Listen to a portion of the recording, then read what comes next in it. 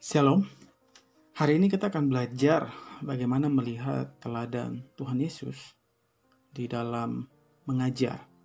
Dengan tema yang akan kita bahas di sini adalah proses pemuridan dari sudut pandang Alkitabiah. Dan kita akan berfokus untuk melihat bagaimana guru menciptakan pengertian melalui keterlibatan, proses, dan konfirmasi. Baik, kita berangkat dari landasan firman Tuhan, yaitu di dalam Matius 28 ayat 18 sampai dengan 20, yang berbunyi, Yesus mendekati mereka dan berkata, "Kepadaku telah diberikan segala kuasa di surga dan di bumi. Karena itu pergilah, jadikanlah semua bangsa muridku, dan baptislah mereka dalam nama Bapa dan Anak dan Roh Kudus. Dan ajarlah mereka melakukan segala sesuatu yang telah kuperintahkan kepadamu.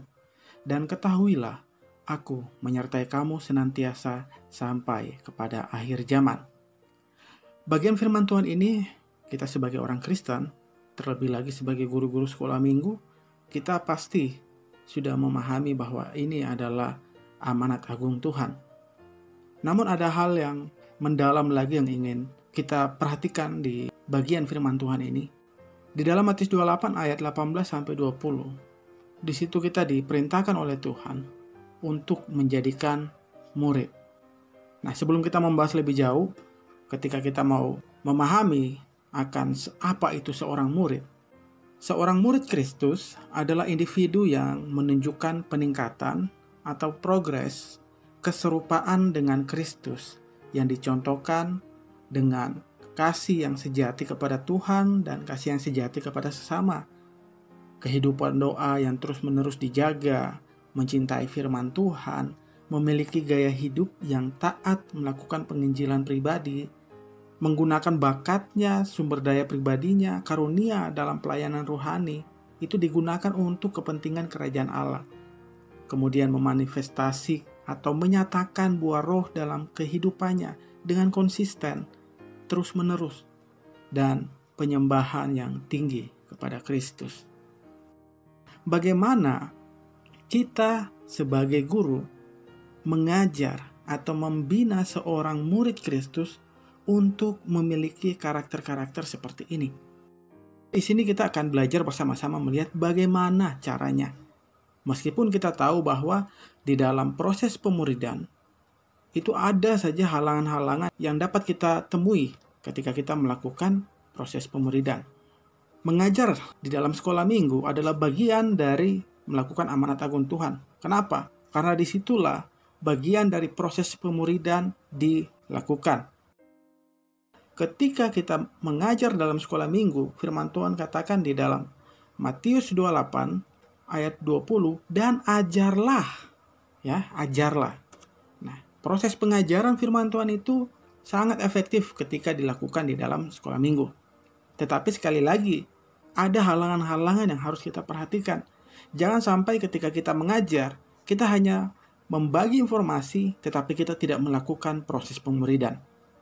Nah, itu sebabnya kita harus melihat halangan-halangan apa saja. Di sini saya memberikan ada 2 halangan, ya meskipun ada lebih ya, tetapi saya hanya memberikan 2 saja, yaitu halangan di dalam proses pemuridan adalah ketika melakukan komunikasi hanya dengan satu arah. Jadi guru terus yang ngomong ya, guru terus yang berbicara, sedangkan murid sekolah minggu sama sekali tidak berbicara. Nah, ini komunikasi satu arah. Kemudian memberikan pengajaran dengan monoton. Nah, ini biasanya guru-guru yang kurang kreatif. Jadi cara mengajarnya itu saja, itu saja, terus-menerus seperti itu, tidak ada perubahan, tidak ada pengembangan. Komunikasi yang dilakukan secara satu arah adalah ketika penyampai pesan atau guru tidak memberikan kesempatan untuk penerima memberikan umpan balik, memberikan respon, atau memberikan tanggapan. Jadi murid itu tidak diberikan kesempatan untuk memberikan umpan balik, memberikan respon, atau memberikan tanggapan. Nah, ada beberapa kelemahan, ya memang ada juga kelebihan ya. Tetapi kita akan melihat banyak sekali kelemahannya dari komunikasi satu arah ini. Seperti contoh di sini ada gambar yang kita bisa lihat bersama-sama ya. Ketika komunikasi satu arah disampaikan, gambar ini saya akan mengatakan gambar ini adalah seorang pria sedang memainkan saksofon ya. Seorang pria sedang memainkan saksofon. Tetapi apabila kita melihat dari sudut pandang yang lain, maka kita dapat mengatakan ini adalah gambaran seorang wanita, wajah seorang wanita. Tetapi ketika komunikasi satu arah dilakukan, maka tidak akan ada respon atau tanggapan untuk menyatakan pendapat. Nah, itu sebabnya di sini kita akan melihat kelemahan dari komunikasi satu arah atau yang bersifat transmisi. Pertama, ada batasan dalam interaksi antara sumber pesan dengan penerima. Nah, sulit ya untuk melakukan interaksi. Kenapa? Karena hanya bisa berhubungan melalui jaringan.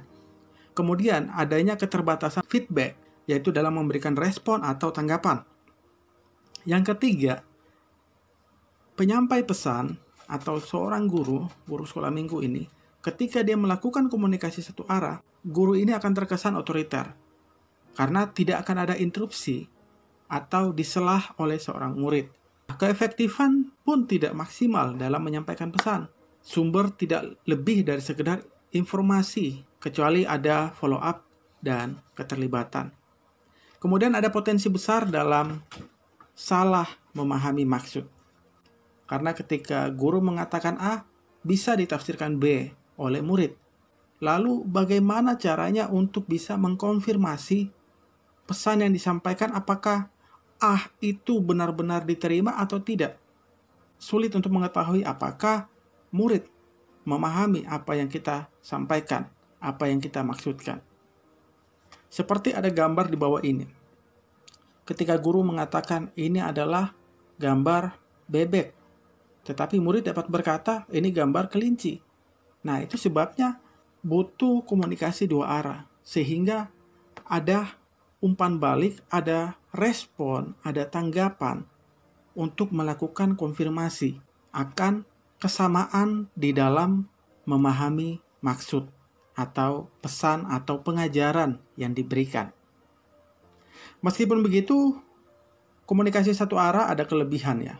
Kelebihannya ketika dilakukan melalui media. Ada beberapa kelebihan seperti menjadi efisien dalam hal waktu, jarak, dan tempat.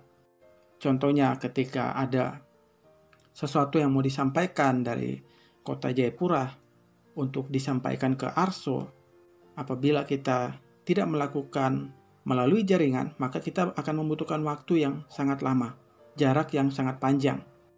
Tetapi ketika kita melakukan melalui jaringan, seperti melalui telepon, video call, maka kita sudah memangkas waktu yang begitu banyak, kita sudah memangkas jarak yang begitu banyak, dan kita pun tidak akan terganggu oleh tempat. Kemudian ada keleluasan sumber pesan. Keleluasaan sumber pesan ini yang dimaksud adalah pemberi pesan atau guru ketika menyampaikan sesuatu tidak ada interupsi, sehingga dia bisa menyampaikan semua yang ingin dia sampaikan. Kemudian ada jeda waktu yang panjang ketika ada pertanyaan yang diberikan atau ada respon atau tanggapan yang diberikan, ada waktu panjang yang bisa dipakai oleh guru atau pemberi pesan untuk memberikan jawaban. Nah, kemudian halangan selanjutnya adalah pengajaran yang monoton, dan ini pasti sangat membosankan. Seperti apa pengajaran yang monoton dan membosankan? Pertama, metode yang sama terus-menerus dipakai dalam pengajaran.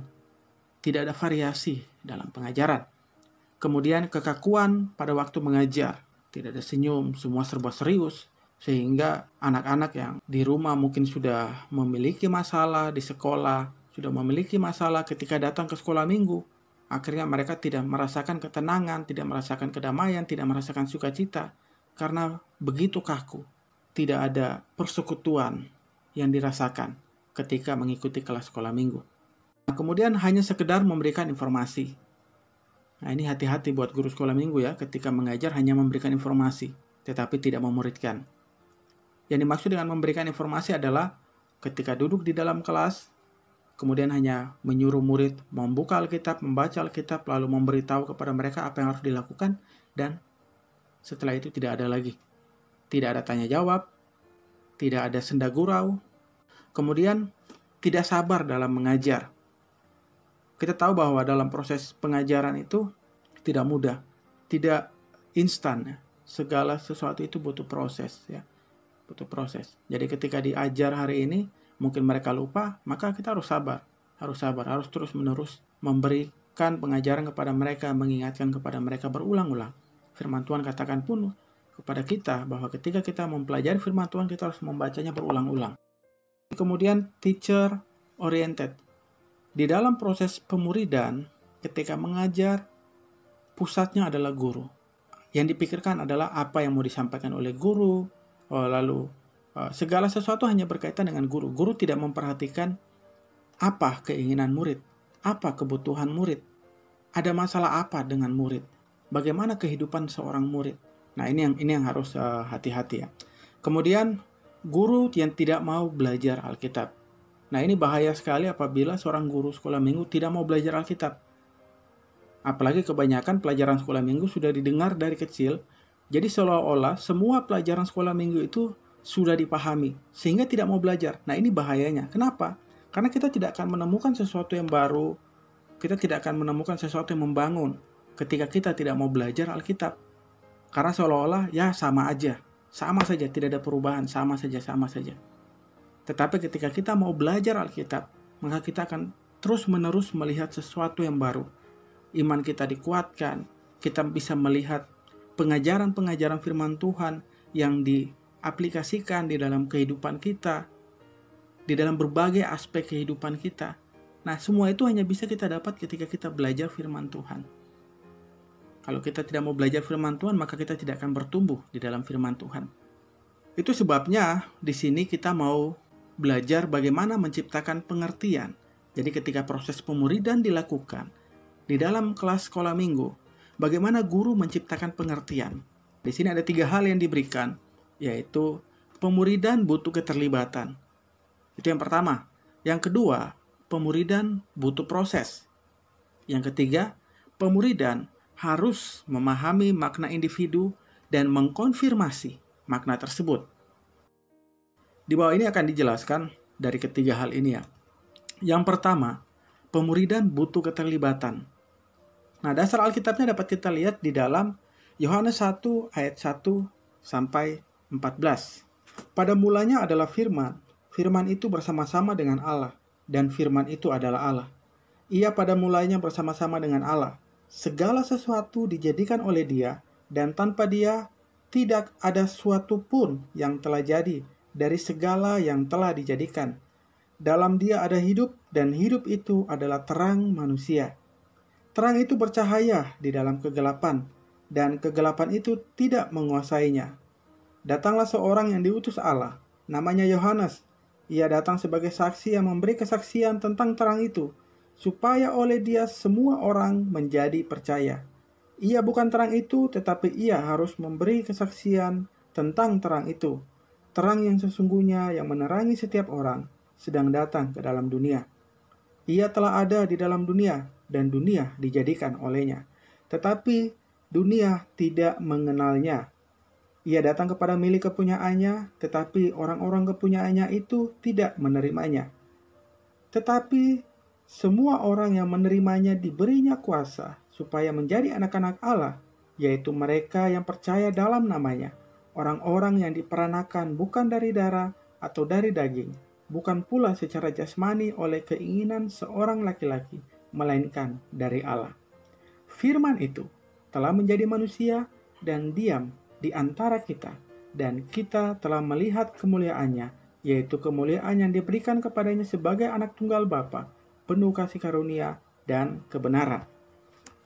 Saudara, kita tahu bahwa ketika di dalam perjanjian lama, manusia sulit untuk menaati perintah Allah. Manusia sulit untuk memahami siapa Allah itu. Itu sebabnya Allah dengan inisiatifnya sendiri datang ke dalam dunia, ikut mengambil bagian, tinggal bersama-sama dengan umat manusia. Karena manusia sulit memahami Allah, sehingga agar dapat dipahami, maka Allah sendiri yang datang dalam wujud manusia, melakukan aktivitas seperti manusia dalam kesehariannya. Kita dapat lihat bagaimana Tuhan Yesus belajar di sekolah Yahudi. Di sana Tuhan Yesus belajar bahasa Yahudi. Di sana Tuhan Yesus belajar hukum Taurat. Dan Tuhan Yesus pun mengalami perkembangan yang sama seperti yang dialami oleh manusia. Tuhan Yesus makan, Tuhan Yesus minum, Tuhan Yesus tertawa. Dia merasakan hal yang sama dengan manusia. Merasa senang, kenyang, tetapi juga merasa lapar, merasa marah, sedih, menangis, malu, dikhianati, ditipu, disakiti, bahkan merasakan kematian yang dialami oleh semua manusia. Dia adalah Allah yang terlibat dengan manusia. Tujuannya apa? Supaya manusia dapat memahami apa yang disampaikan oleh Allah, apa yang diperintahkan oleh Allah, apa yang diajarkan oleh Allah. Sama halnya dengan seorang guru. Ketika kita mau memberikan pengajaran kepada murid-murid, tidak bisa kita hanya sekedar memberikan informasi dan kita tidak terlibat dalam kehidupannya. Tidak bisa. Kita tidak bisa hanya sekedar menyampaikan pengajaran lalu kita pulang. Tidak bisa. Itu bukan pelayanan. Apalagi dalam konteks melaksanakan amanat agung Tuhan. Sebagai guru sekolah minggu, kita dituntut untuk terlibat dengan setiap murid sekolah minggu yang kita ajar. Kita harus memahami mereka, kita harus mengenal dia. Ini murid ini keluarganya seperti apa? Dia dibesarkan dalam lingkungan yang seperti apa? Karakternya selama ini seperti apa murid ini? Tujuannya untuk apa? Sehingga kita bisa tahu apa yang menjadi kebutuhan murid ini. Kita bisa memahami bagaimana keadaan murid ini. Kalau kita hanya sekedar memberikan informasi kepada mereka, maka mereka pun tidak akan menganggap sekolah minggu sebagai bagian dari pemuridan. Karena mereka merasa tidak dilibatkan. Karena mereka merasa bahwa ini hanya seperti informasi belaka. Apa bedanya dengan informasi yang dibagikan dalam internet? Lebih baik duduk di rumah, buka internet, dapat informasi yang lebih bagus daripada di sekolah minggu. Itu sebabnya keterlibatan itu penting. Karena mereka tidak akan bisa mengalami keterlibatan di dalam internet. Tetapi di dalam sekolah minggu, mereka bisa merasakan keterlibatan. Mereka bisa merasakan perhatian. Ketika guru mengajarkan kasih, mereka bisa merasakan kasih dari seorang guru. Ketika guru mengajarkan akan kepedulian, mereka bisa merasakan kepedulian dari seorang guru. Nah, itu sebabnya kita sebagai guru sekolah minggu, jangan sampai kita lupa untuk kita terlibat dengan murid-murid kita. Karena di dalam keterlibatan itulah proses pemahaman, proses pengertian itu tercipta. Dasar keterlibatan kita dalam pelayanan adalah kehidupan, kematian, kebangkitan, dan hidup dalam janji Yesus Kristus. Itu adalah dasar pelayanan kita untuk terlibat dengan murid. Sebagaimana Allah terlibat dengan kita. Kita dapat melihat contoh, seorang guru yang otoriter cenderung tidak akan terlibat dengan murid. Dia hanya sekedar memberikan informasi dan selesai. Dia tidak peduli apa yang dipikirkan oleh seorang murid. Yang penting dia sudah menyampaikan. Yang penting dia sudah melakukan tugasnya. Sayangnya dia tidak memahami bahwa tugasnya bukan hanya sekedar menyampaikan pesan atau menyampaikan pengajaran, bukan. Tetapi bagaimana mengkonfirmasi. Nah, di dalam proses mengkonfirmasi pengajaran yang diberikan, itu butuh keterlibatan. Bagaimana seorang murid bisa mempercayai seorang guru. Bagaimana seorang murid bisa mengungkapkan pendapatnya, mengungkapkan pemahamannya, mengungkapkan isi hatinya kepada seorang guru. Kalau murid ini tidak percaya sama guru, tidak akan mungkin. Tetapi ketika murid ini percaya sama guru, ketika murid ini merasa yakin bahwa gurunya adalah orang yang bisa membimbing dia, orang yang bisa dipercaya, dia akan melibatkan dirinya. Guru harus terlibat dengan murid. Tidak boleh memberikan jarak kepada murid. Jangan memberikan jarak kepada murid. Ketika kita memberikan jarak kepada murid, sulit untuk murid datang ke kita. Tetapi ketika kita mau datang kepada murid, maka murid lebih bisa menerima. dibanding kita mengharapkan murid yang datang kepada guru. Disinilah perbedaannya. Sehingga kita dapat melihat ketika kita mengajar di dalam sekolah minggu, apakah kita termasuk orang-orang yang mengajar dengan model berpusat pada guru atau berpusat pada murid. Ketika berpusat pada guru, maka kita hanya sibuk memberikan informasi kepada mereka, selesai.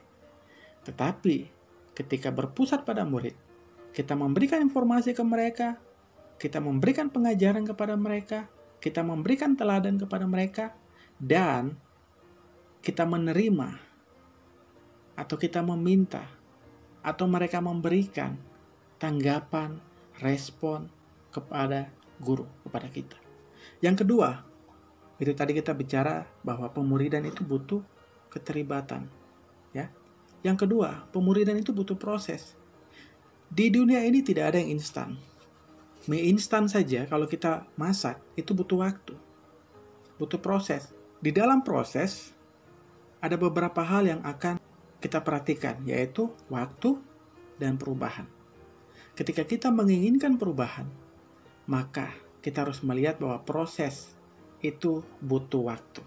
Jadi ketika kita mengajar sebagai guru sekolah minggu, jangan kita berharap minggu ini kita mengajar, kita berharap bahwa mereka sudah langsung memahami dan menerapkannya. Dan kita tidak perlu mengajar lagi kepada mereka, kita tidak perlu mengingatkan lagi. Tidak bisa seperti itu. Karena apa? Karena segala sesuatu itu butuh proses. Di dalam memahami, itu mereka butuh proses. Di sini ada, saya coba kasih gambaran ya. Berdasarkan Kejadian 3 ayat 15, Allah tidak memakai cara yang instan dalam menyelesaikan pekerjaannya. Allah bekerja dalam pertumbuhan dan peningkatan pekerjaan Allah. Ya, ketika Allah merancangkan karya keselamatan kepada manusia, Allah bisa saja saat itu menyatakan keselamatan bagi manusia. Tetapi bukan itu yang menjadi kehendak Allah. Tetapi bagaimana proses di dalam pelaksanaan karya keselamatan Allah itu dinyatakan untuk kemuliaan Allah. Ketika manusia yang berdosa diselamatkan, di dalam proses-proses itulah manusia dapat diperhatikan akan keyakinannya, kepercayaannya, ketaatannya, kesetiaannya yang sejati. Dan semua hanya bisa dilihat dari proses. Kalau semua serba instan, maka tidak akan terlihat. Itu sebabnya Allah bekerja juga dalam proses. Ketika seorang guru menyampaikan benih firman Tuhan, itu tidak serta-merta langsung bahwa murid akan melakukannya. Tidak. Mungkin murid akan melakukan tapi tanpa pemahaman, tanpa pengetahuan, tanpa pengertian. Nah, itu sebabnya kita perhatikan di sini ada 3 tahap.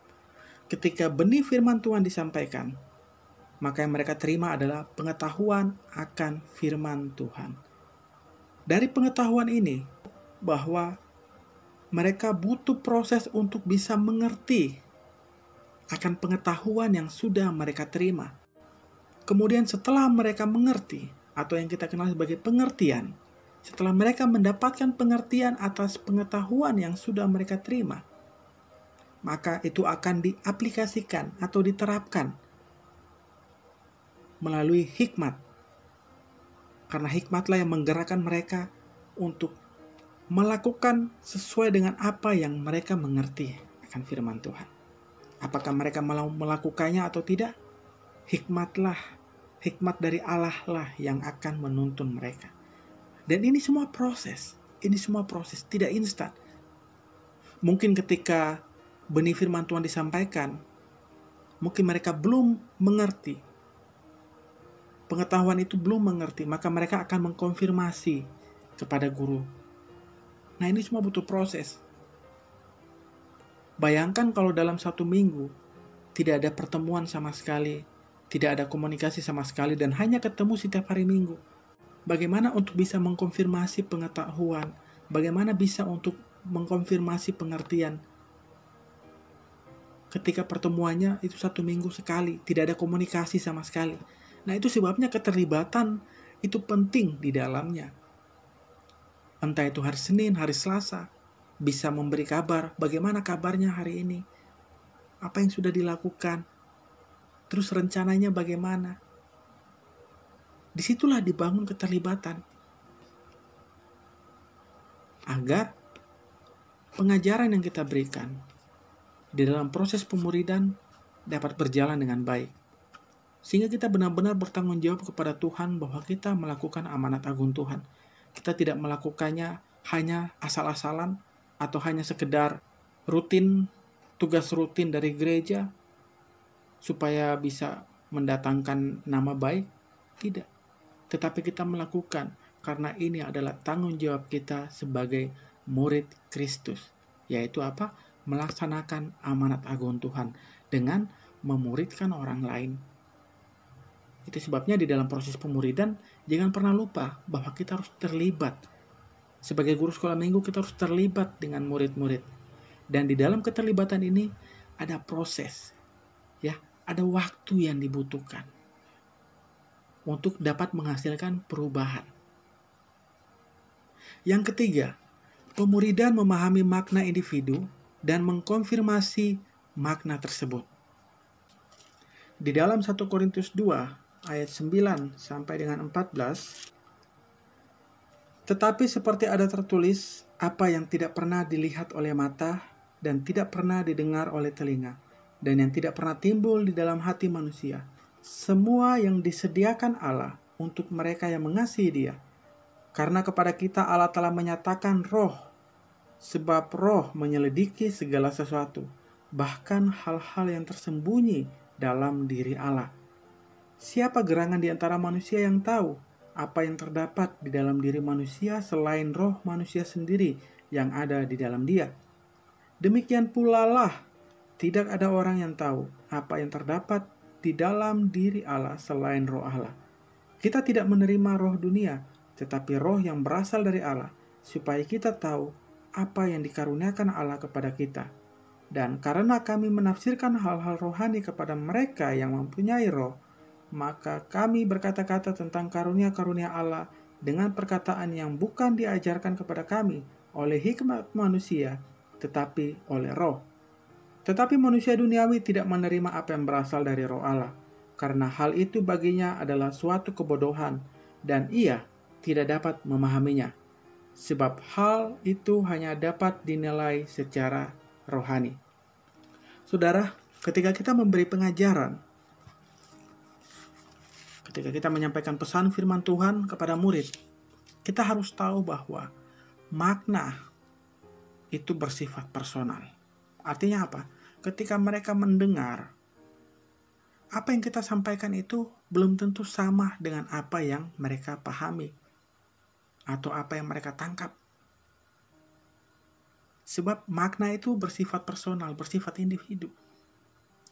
Pemahaman akan bertumbuh karena Roh Kudus hadir sebagai guru yang menyatakan Allah yang tak terbatas kepada manusia. Dan bekerja di dalam kita sebagai guru, memperluas kemampuan kita untuk memahami Allah dan memberikan pengajaran untuk memahami diri sendiri dan orang lain sesuai dengan yang dikaruniakan Allah kepada kita. Itu sebabnya dibutuhkan konfirmasi dari penerima firman sebagai pendengar agar terdapat kesesuaian makna. Kita masing-masing diberikan karunia yang berbeda-beda untuk memahami akan Allah, untuk memahami firman Tuhan. Nah, itu sebabnya untuk mencapai kesesuaian atau kesamaan di dalam pemahaman pengajaran firman Tuhan, kita butuh konfirmasi makna apa yang dimengerti oleh murid, apa yang dipahami oleh murid. Ketika kita tidak mengkonfirmasi, maka kita hanya sekedar menyampaikan informasi dan kita tidak peduli akan perkembangan daripada murid tersebut. Seperti skema di bawah ini juga. Karena pengetahuan firman Tuhan dipahami dengan baik, sehingga oleh hikmat Allah mereka dapat bertindak, berbicara, berperilaku sesuai dengan apa yang firman Tuhan ajarkan. Komunikasi yang efektif perlu mendengar, bukan sekedar pandai berbicara, karena konfirmasi hanya dapat dikembangkan dan dipahami melalui mendengar. bahwa ketika kita mengajar, kita bukan hanya sekedar berbicara. Ingat, komunikasi bukan hanya sekedar kita berbicara, tetapi bagaimana kita mau memberikan diri kita untuk mendengar. Mendengar bukan hanya dengan telinga, tetapi mendengar dengan hati. Mendengar dengan akal budi. Mendengar dengan perasaan. Mendengar dengan keseluruhan hidup kita.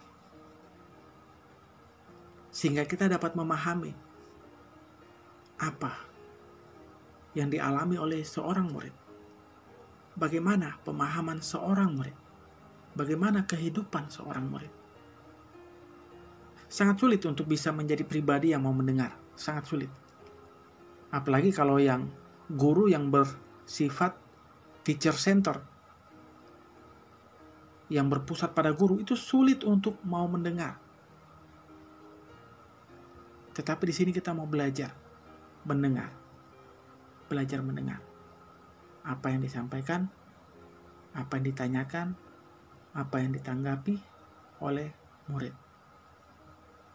Ketika kita mau memberi diri kita mau mendengar, maka mereka akan terbiasa untuk mengungkapkan apa yang mereka pahami, untuk mengungkapkan isi hati mereka. Saudara sekalian, menjadi pertanyaan bagi kita sebagai guru-guru sekolah minggu. Sejauh manakah keterlibatan kita dengan murid selama ini? Jika mungkin selama ini kita tidak terlibat, maka mulailah kita rubah sikap kita untuk kita mau terlibat dengan murid di dalam proses pengajaran, di dalam proses pemuridan. Yang kedua, seberapa lamakah waktu yang dibutuhkan dalam proses pemuridan? Bagaimana ketika kita mengajar selama ini? Apakah kita begitu tergesa-gesa? Kita begitu memaksa murid untuk mengikuti apa yang kita ajarkan? Dan kita lupa bahwa ada proses yang Tuhan juga sudah berikan bagi mereka. Sebagaimana mereka hidup dalam kedaulatan Allah. Segala sesuatu yang mereka alami dalam kehidupan mereka atas izin Allah. Itu sebabnya jangan kita lupakan bahwa para murid memiliki proses dalam kehidupan mereka. Ketika kita mengajar, kita jangan lupakan proses itu dalam hidup mereka. Itu sebabnya kita harus terus-menerus konfirmasi. Bagaimana kita terus-menerus mengingatkan kepada mereka. Seberapa sering kita melakukan konfirmasi terhadap murid? Atau mungkin minggu ini kita mengajar, minggu depan kita sudah tidak konfirmasi lagi. Atau kita sudah tidak mempertanyakan bagaimana keadaan mereka, bagaimana selama 1 minggu, apakah apa yang sudah mereka lakukan, atau apa yang mereka alami. Dan kita hanya sibuk memberikan informasi. Nah, itu sebabnya kita sekarang dapat membuat komitmen, kita masing-masing dapat membuat komitmen. Bagaimana kita sebagai guru, di dalam mengajar, di dalam sekolah minggu, kita mau bertanggung jawab sama Tuhan. Karena kita sedang melakukan amanat agung Tuhan. Kita mau mengikuti teladan Tuhan Yesus yang terlibat. Ingat, yang terlibat dengan manusia. Itu sebabnya kita pun mau terlibat dengan para murid. Sehingga kita sendiri sebagai guru-guru sekolah minggu, kita dapat menentukan mau ikut mana. Apakah kita mau tetap berpusat pada guru atau kita mau mengikuti teladan Tuhan Yesus yang berpusat pada murid. Kiranya Tuhan menolong kita semua di dalam mengajar, di dalam pelayanan kita sebagai murid Kristus yang memuridkan. Kita tidak hanya sekedar mengajar, tetapi kita memuridkan anak-anak, kita memuridkan peserta sekolah minggu di dalam kelas sekolah minggu. Jangan lupa keterlibatan, proses, dan konfirmasi. Tuhan memberkati kita semua.